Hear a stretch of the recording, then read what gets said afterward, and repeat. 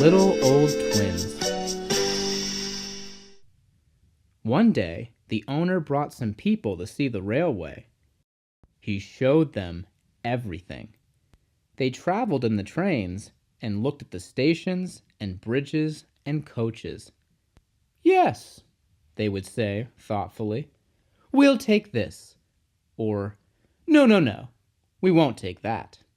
They made notes in their books. Peter Sam whispered to Sir Handel, "Men came and did that on our old line." "And then," said Sir Handel, "soon afterwards, it was sold," finished Peter Sam mournfully. Peter Sam didn't sing any more. He wanted to cry. The other engines were sad, too. "What's the matter with you all?" his driver asked him one day. "You look like dying ducks." "We don't want to be sold," said Peter Sam miserably. "Sold?" The driver was surprised. "Who to?" "To those people who came and talked about taking things." "You silly little engine," laughed his driver. "They're not going to buy us. They're going to take our pictures on television." And he tried to explain what that meant. "Not going to be sold, not going to be sold," sang Peter Sam. He could hardly wait to tell the others. He told them about the television as well, and they were pleased and excited too. All except Sir Handel.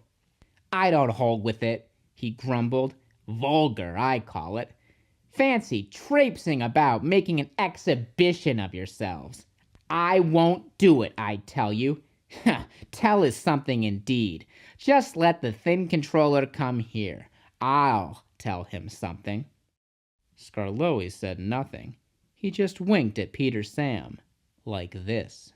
But next day, when the thin controller did come to explain about the television, Sir Handel kept strangely quiet.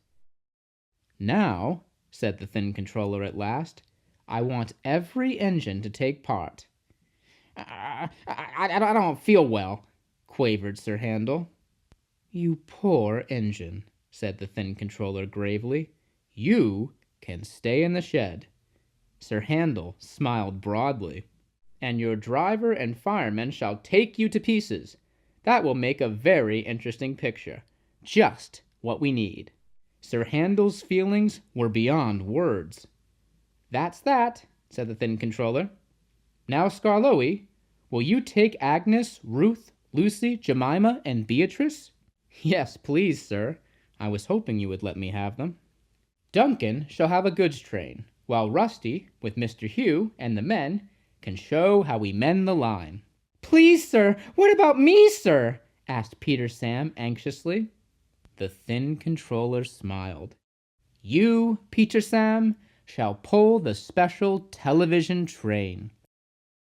"Oh, sir! Oh, sir!"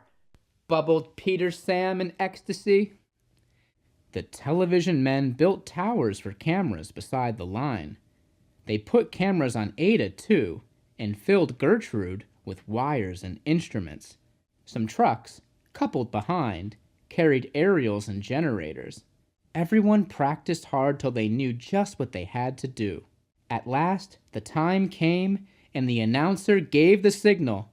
"We're on the air! We're on the air!" puffed Peter Sam, and he rolled the heavy train to the shops where Sir Handel was being mended. "We're on the air! We're on the air!" chanted Peter Sam. He trundled over the bridge near the middle station. "Peep, peep," he whistled to Duncan. "We're coming." The announcer talked to Duncan, and then they puffed over the second bridge to Quarry Siding, where Rusty, Mr. Hugh, and the men were waiting to explain about their work. Soon they had to go. Peter Sam whistled, Rusty tooted in reply, and they clattered through the tunnel, rumbled over the viaduct near the waterfall, and rolled at last into the top station. The owner climbed down. "We arranged for television," he said, "to let everyone see our little old engine. We are proud of him. 95 years old and good as new. There's nothing like him anywhere. 3 cheers for Skarloey! Peep, peep, peep, whistled Peter Sam, and everybody joined in. Skarloey smiled. I'm very glad to be home again. Thank you, sir, and all, for your nice surprise. Now I'll surprise you. Listen, when I was mended in England, I found my twin. The owner stared. Is there really another engine like you? Yes, sir, chuckled Skarloey. There is. Another engine came to be mended too, called Talyllyn. When the workmen saw us together, they laughed and called us their little old twins. Talyllyn told me about his railway. It is a lovely one at Talyllyn in Wales. Well, sir, they mended us both and sent us home. But I often think of Talyllyn. He's 95 years old, too, just like me. Please go to see him, all of you, and wish him dry rails and good running from Skarloey, his little old twin.